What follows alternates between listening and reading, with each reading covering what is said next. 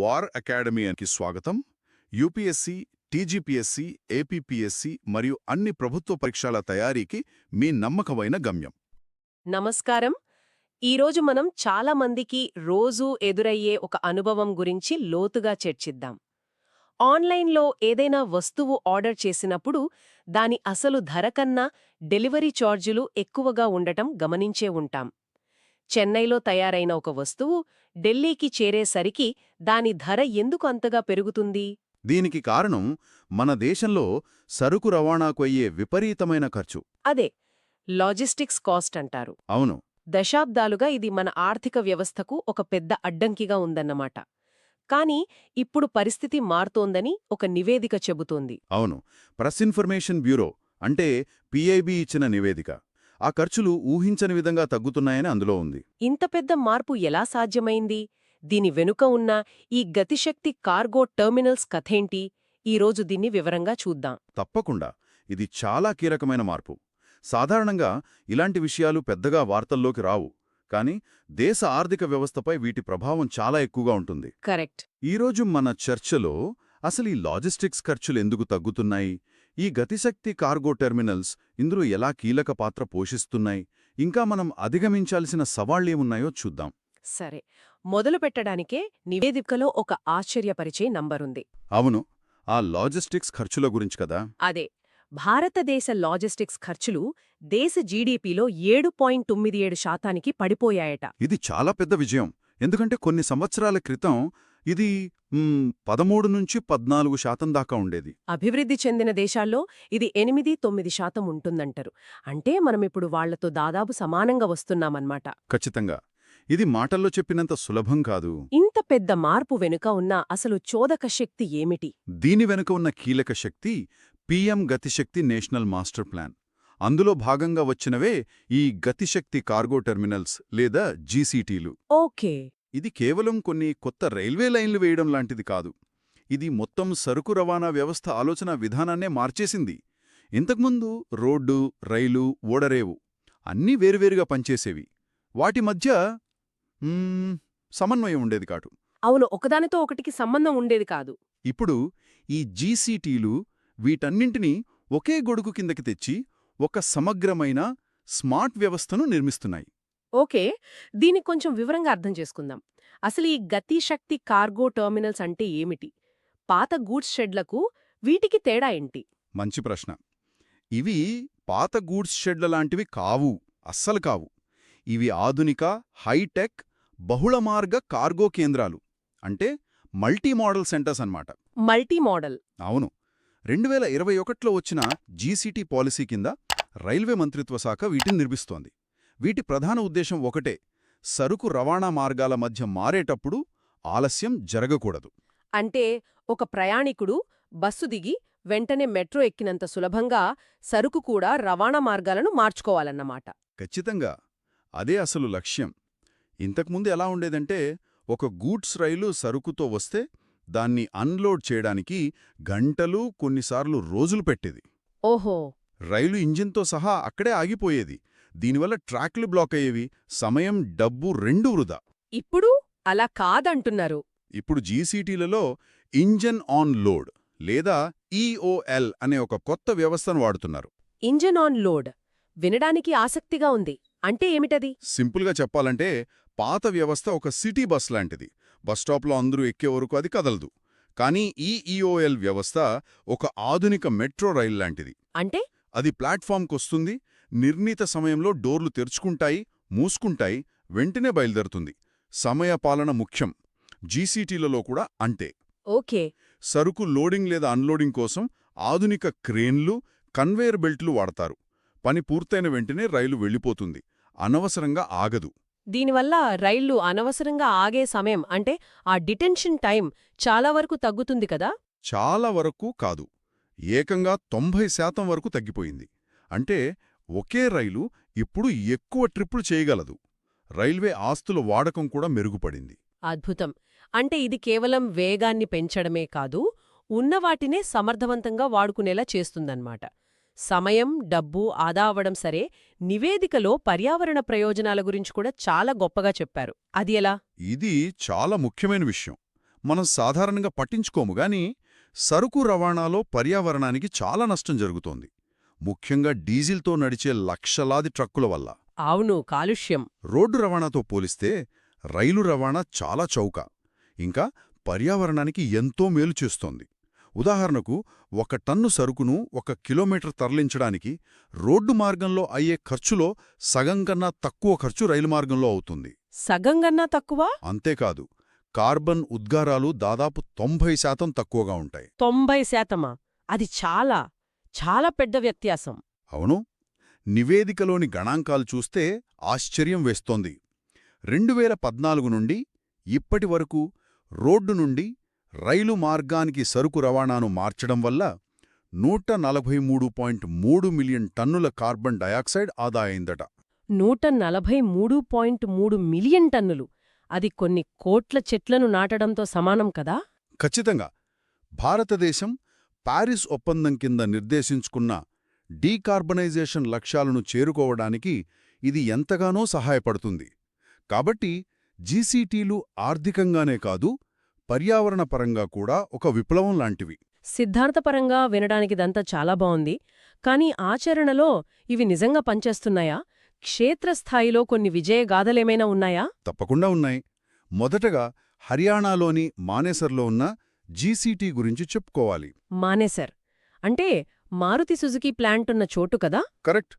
అది దేశంలోనే అతిపెద్ద ఆటోమొబైల్ టెర్మినల్. ఇంతకుముందు వాళ్లు తమ కార్లను దేశంలోని వివిధ ప్రాంతాలకు వేల కొద్ది ట్రక్కుల్లో పంపేవారు. దానివల్ల హైవేలపై రద్దీ, కాలుష్యం, ఆలస్యం అన్నీ ఉండేవి. ఇప్పుడు ఈ మానేసర్ జీసీటీ ద్వారా సంవత్సరానికి 4.5 లక్షల వాహనాలను రైళ్ల ద్వారా దేశం నలుమూలలకు పంపగలుగుతున్నారు. ఒకేసారి 100 ట్రక్కుల పనిని ఒకే రైలు చేస్తోంది. ఇది నిజంగా గేమ్ చేంజర్. దీనివల్ల కంపెనీకి ఖర్చు తగ్గడమే కాకుండా బహుశా మనలాంటి వినియోగదారులకు కారు ధరపై కూడా ప్రభావం చూపే అవకాశముంది.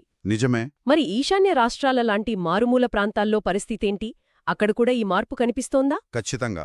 ఈశాన్య రాష్ట్రాల అభివృద్ధికి లాజిస్టిక్స్ ఒక పెద్ద సవాలు.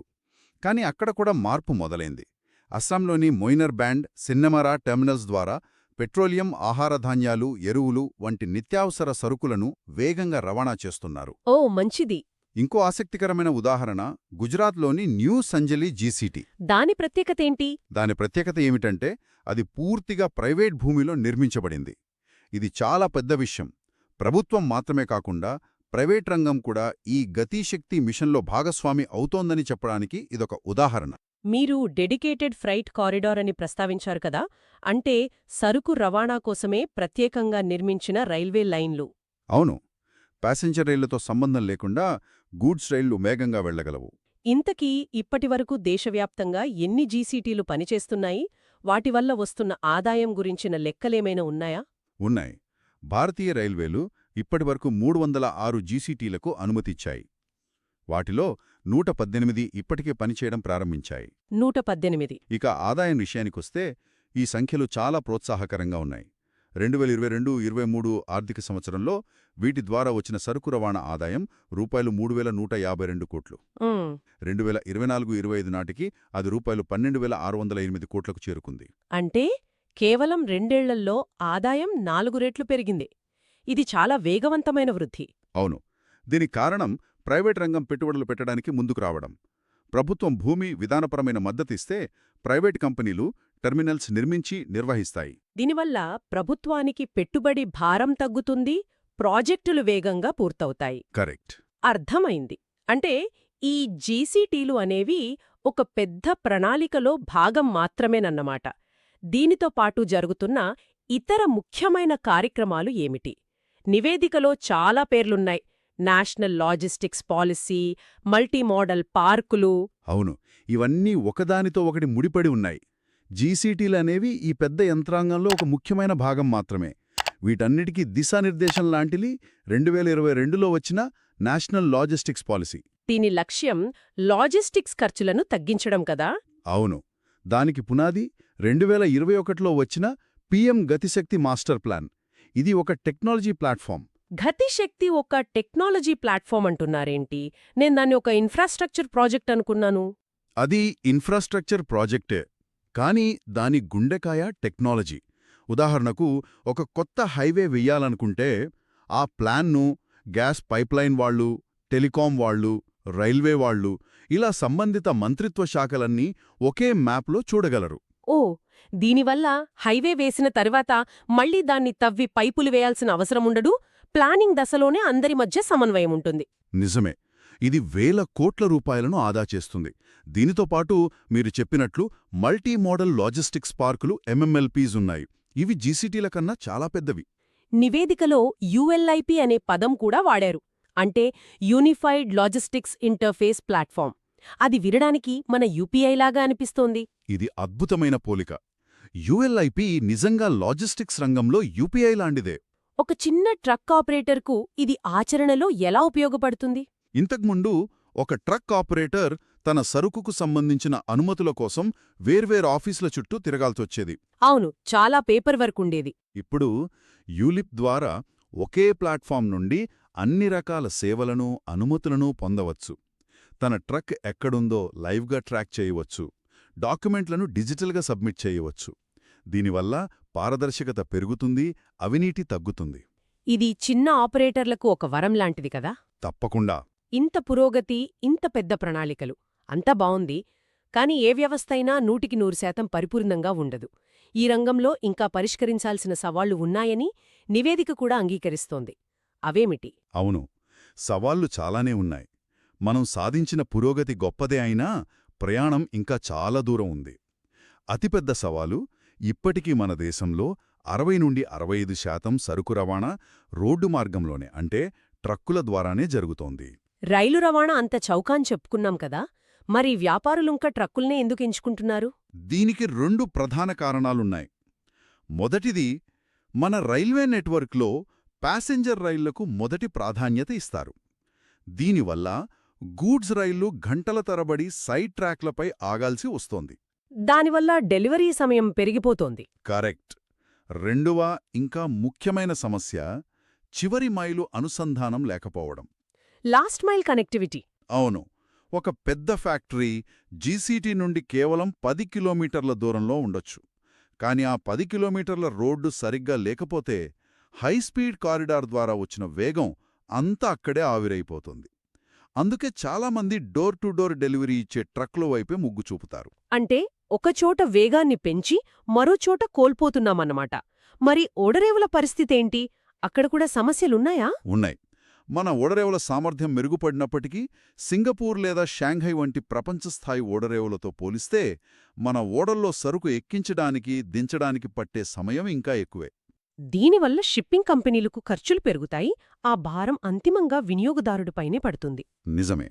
దీనికి తోడు ఈ రంగంలో పనిచేసేవారిలో 90% మంది 1 లేదా 2 ట్రక్కులున్న చిన్న ఆపరేటర్లే. అంటే చాలా అసంఘటితంగా ఉందన్నమాట. అవును, వాళ్ల మధ్య సమన్వయం ఉండదు, టెక్నాలజీని వాడరు. ULIP లాంటి డిజిటల్ ప్లాట్ఫామ్లు తీసుకొచ్చినా వాటిని ఎలా వాడాలో తెలియనివాళ్లు ఇప్పటికీ చాలామందున్నారు. ఓకే, సవాళ్లు స్పష్టంగా ఉన్నాయి. మరి వీటికి నివేదిక ఏమైనా పరిష్కారాలు సూచించిందా? సూచించింది. మొదటిది డెడికేటెడ్ ఫ్రైట్ కారిడార్ల నిర్మాణం, MMLPs ఏర్పాటు వంటి మౌలిక సదుపాయాల ప్రాజెక్టులను మరింత వేగవంతం చెయ్యాలి. అలాగే ఆ చివరి మైలు అనుసంధానంపై కూడా దృష్టి పెట్టాలి. ఖచ్చితంగా. పోర్ట్లు, పారిశ్రామిక కేంద్రాలకు ప్రత్యేకమైన రోడ్డు, రైలు మార్గాలను నిర్మించాలి. నిబంధనలను సరళీకరించాలి. టెక్నాలజీ, పర్యావరణం విషయంలో ఎలాంటి చర్యలు సూచించారు? టెక్నాలజీ వాడకాన్ని ప్రోత్సహించడానికి ఆర్టిఫిషియల్ ఇంటెలిజెన్స్ వాడే కంపెనీలకు ప్రోత్సాహకాలివ్వాలి. ఇక పర్యావరణం విషయంలో గ్రీన్ లాజిస్టిక్స్కు పెద్దపీట వెయ్యాలంటున్నారు. గ్రీన్ లాజిస్టిక్స్ అంటే ఎలక్ట్రిక్ ట్రక్కులు, రైలు, జలమార్గ రవాణా వంటివి. అవును, పర్యావరణ అనుకూల పద్ధతులను ప్రోత్సహించాలి. ఇది భవిష్యత్తుకు చాలా అవసరం. ఈ రోజు మన చర్చ నుండి ఒక విషయం చాలా స్పష్టంగా అర్థమవుతోంది. ఈ గతిశక్తి కార్గో టెర్మినల్స్ అనేవి కేవలం కొన్ని కాంక్రీట్ కట్టడాలు కాదు. అవి భారతదేశ లాజిస్టిక్స్ రంగంలో ఒక కొత్త శకానికి, ఒక కొత్త ఆలోచన విధానానికి నాంది పలుకుతున్నాయి. ఖచ్చితంగా. ఖర్చులు తగ్గించడం, వేగాన్ని పెంచడం, పర్యావరణాన్ని కాపాడటం, ఈ 3 లక్ష్యాలతో ఇవి ముందుకు సాగుతున్నాయి. సవాళ్లున్నప్పటికీ సరైన దిశలోనే ప్రయాణం సాగుతోంది. అవును, PM గతిశక్తి, జాతీయ లాజిస్టిక్స్ పాలసీ మరియు డిజిటల్ సంస్కరణలతో కలిసి ఈ జీసీటీలు భారతదేశాన్ని ఒక గ్లోబల్ మ్యానుఫ్యాక్చరింగ్ పవర్ హౌస్గా మార్చడానికి బలమైన పునాది వేస్తున్నాయి. ఈ అంశంపై శ్రోతలకు ఒక ఆలోచన రేకెత్తించే ప్రశ్నతో ముగిద్దాం. ఈ నివేదికలో ఈ ప్రాజెక్టుల విజయానికి ప్రభుత్వ, ప్రైవేట్ భాగస్వామ్యం చాలా కీలకమని పదే పదే ప్రస్తావించారు. ఇంత పెద్ద ప్రాజెక్టులలో వేగంగా లాభాపేక్షతో పనిచేసే ప్రైవేట్ రంగం యొక్క పనితీరుకు, మరోవైపు ప్రజల ప్రయోజనాలను కాపాడాల్సిన ప్రభుత్వ రంగం యొక్క నియంత్రణకు మధ్య సరైన సమన్వయం సాధించడంలో క్షేత్రస్థాయిలో ఎదురయ్యే అతిపెద్ద ఆచరణాత్మక సవాలు ఏమిటి? దాని గురించి ఆలోచించండి.